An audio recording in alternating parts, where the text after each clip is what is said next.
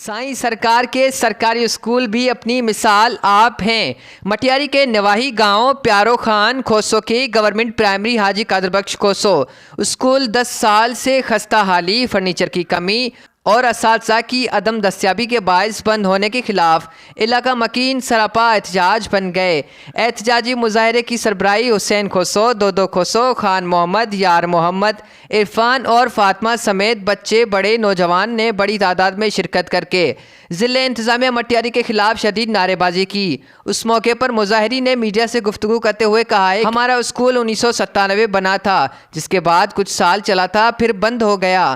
ہمارے اسکول کے کافی بار فنڈز بھی جاری ہوئے ہیں، لیکن کروڑوں روپے خرد برد کر دیے گئے ہیں۔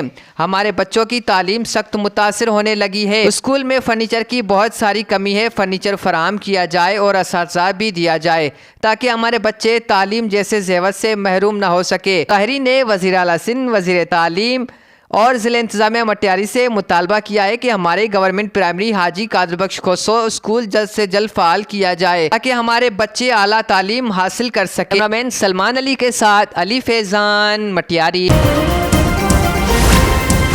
Z110 نیوز، خبر کی اصل خبر۔